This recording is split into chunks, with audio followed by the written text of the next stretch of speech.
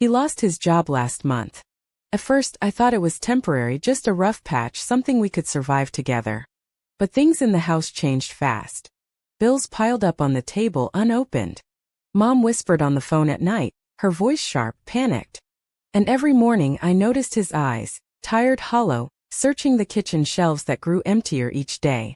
One night, Mom pulled me aside while washing dishes. Her voice was low, almost a warning.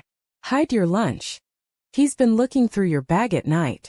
I stared at her, not understanding. She dried her hands, leaned close and whispered, "He stole bread yesterday. From you." I didn't believe her. Not until I woke up hungry the next morning, reached for the small piece of bread I had saved and found crumbs. Nothing else. The wrapper was tucked neatly back, as if someone had wanted me to think I was crazy. I went cold. He hadn't asked. He hadn't said a word. He had just taken it. That night, I lay in bed with my stomach growling, listening to the creaks of the house. And when I heard footsteps in the hallway, slow and heavy, stopping right outside my door, I held my breath. Because suddenly my own father didn't feel like family anymore. Please subscribe to our channel and tell me in comments from where are you watching this video. The days that followed grew darker. It wasn't just the empty cupboards or the quiet dinners where Mom scraped together whatever she could from scraps. It was the way he looked at us. His eyes weren't the same anymore. They lingered on every plate, every bag, every crumb, like a starving animal waiting for a chance to pounce. One night, I woke to the sound of the refrigerator door creaking open. I crept down the hallway and stopped at the corner. There he was, hunched in the glow of the fridge, chewing on something. His shoulders shook as he stuffed cold leftovers into his mouth with his bare hands. The sight should have made me feel pity, but all I felt was fear. At breakfast the next morning, Mom set a single egg on the table. She cut it in half, giving my brother one half and me the other. Dad reached for the plate, his fork trembling, but Mom pulled it back. "The kids eat first," she said firmly. His jaw tightened. His face reddened.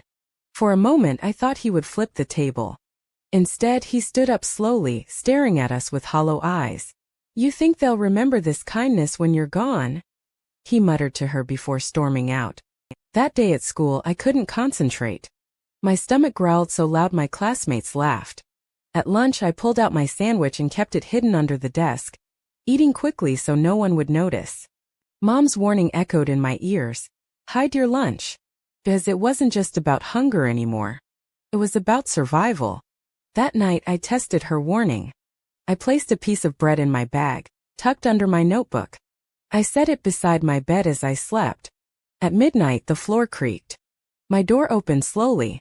A shadow crossed the room. I held my breath, pretending to sleep. I heard the zipper of my bag slide open. Rustling. The soft crunch of bread being lifted. Then silence. I forced my eyes shut, my heart pounding, every muscle locked. The footsteps retreated. My door closed. When I opened my bag in the morning, it was empty. Only crumbs left. I wanted to scream, to confront him, but something inside me froze. Because deep down I knew it wouldn't stop at bread. Hunger was changing him, turning him into something else. And the worst part? Mom knew it too. I caught her crying in the bathroom one afternoon, her voice muffled, whispering to herself, "What if he takes more than food?" That night I stayed awake, staring at my door. Because the footsteps were coming again. And this time I wasn't sure if he'd only take bread. The footsteps came again the next night. Slow, dragging, heavier than before. I sat up in bed this time, no longer pretending to sleep. My bag was under my pillow and I clutched it tightly. The door creaked open. The hall light cast a faint glow across the figure in the doorway. His shoulders looked broader in the shadows, his breath shallow but sharp. He stepped inside, his eyes glinting in the dark. "Dad." My voice cracked, half child, half stranger. He froze. For a second I saw shame flicker in his eyes. Then hunger swallowed it whole. I need something," he muttered. "There's nothing left," I said. My throat was dry. "You already took it." He stepped closer. The floor groaned under his weight. "You don't understand," he whispered. "The world's turned its back on me. They fire me, they mock me, they leave me with nothing. And you sit here with food in your bag like you're royalty." Tears stung my eyes. It's my school lunch. His face twisted. And I'm your father. Everything you have should be mine first. The words sliced deeper than hunger ever could. Mom burst in then, her hair messy, her face pale. She shoved herself between us. That's enough, she shouted, her voice shaking but fierce. You don't take from them. If you want to take from me. He stared at her for a long time, his chest heaving, his eyes wild. Then he turned, stormed out of the room, and slammed the door so hard the walls shook. I collapsed into Mom's arms, my whole body trembling. She held me tight, whispering over and over, I won't let him hurt you. I won't. But her words didn't erase the sound of his voice in my head, the way he had claimed my food as his right. The next morning the kitchen was different. Plates broken. Chairs overturned. Dad sat at the table, his head in his hands, muttering to himself. His eyes were bloodshot, his lips cracked. He looked less like a man and more like something hollowed out. When I reached for the bread Mom had hidden in a jar, he grabbed my wrist hard.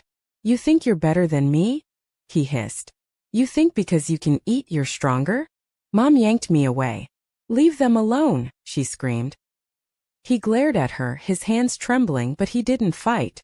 Instead, he shoved back his chair, stormed outside, and slammed the door. The sound echoed in the empty street. That night he didn't come home. But the fear stayed. Every creak of the floor, every shadow on the wall, every gust of wind against the window felt like him, coming back for more. And deep down I knew, it wasn't food he wanted anymore. It was power. The kind he thought he'd lost when he lost his job. The kind he believed he could claw back by taking it from us. And the worst part? I wasn't sure if Mom could hold him back forever. The night he came back, the whole house knew before the door even opened. The sound of his boots dragged across the porch like chains, slow and heavy. Mom stiffened at the stove. My brother froze mid-bite, the spoon trembling in his hand. I felt the air thicken, every second stretched thin as a thread ready to snap. When the door creaked open, he didn't look like the man we once called Dad. His hair was wild, his clothes torn, and his eyes, those hollow, hungry eyes, searched the room like a predator sniffing out prey. He didn't say hello. He didn't ask how we were. He just looked at the pot on the stove and whispered, What's left? Mom moved in front of the pot, blocking it with her body. It's for the children, she said firmly. Her voice shook, but she stood tall.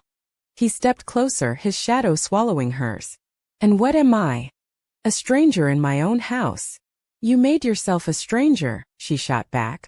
The silence that followed was so sharp it hurt. Then he snapped. He shoved past her, yanked the lid off the pot, and began scooping the thin soup into his hands, slurping like an animal. My brother started crying. Mom tried to pull him back, but he pushed her so hard she crashed against the counter. Something inside me broke. I grabbed the broom leaning by the wall and slammed it on the floor. The sound echoed through the house. Stop! I screamed, my voice raw. He froze mid-bite, soup dripping down his beard. He turned to me, eyes burning. You dare raise your voice at me? Yes, I said, though my knees shook. Because you're not my father anymore. You're just hunger in a man's skin. He staggered toward me, step by step, until his face was inches from mine. His breath was sour, his voice low. Everything you eat, everything you wear, every breath you take, I gave it to you. And now when I ask for scraps, you deny me. Mom pulled me behind her, her body trembling but unyielding. You gave us nothing but fear, she spat. His face twisted, his fist clenched, and for a moment I thought he would strike her. But then he stopped. His eyes flickered, not with rage this time but something weaker. Defeat. He looked around the house, at the broken dishes, at his trembling children, at the woman who no longer feared him, and for the first time, he saw what he had become. He dropped the bowl. It shattered on the floor, soup splashing across his boots. He stumbled back, muttering, I didn't mean. But it was too late. Please subscribe to our channel and tell me in comments from where are you watching this video. That night he left again. No shouting, no storming. Just a man walking into the dark, too hollow to fight anymore. We watched from the window as his figure grew smaller, swallowed by the streetlights until he was gone. He never returned. Weeks passed. Then months. Rumors spread. People saw him near the factory, begging for coins at the market, sleeping by the train station. We never saw him again, not really. His shadow lingered, but the man himself was gone. At first, we lived in fear that he'd come back. Every creak in the night sent us clutching each other. But slowly the house changed. Laughter returned in small doses. Food was shared without hands snatching it away. For the first time, we weren't afraid to sleep. Years later, I stood in the same kitchen, older, stronger, watching Mom place bread on the table. The air felt different now, lighter. My brother smiled as he ate. And I realized something. We hadn't lost a father. We had lost a man to his pride, to his hunger, to the emptiness he refused to fight with dignity. He didn't starve to death. He let himself starve of love. And sometimes, losing someone who chooses to become a stranger isn't the end of a family. It's the beginning of healing.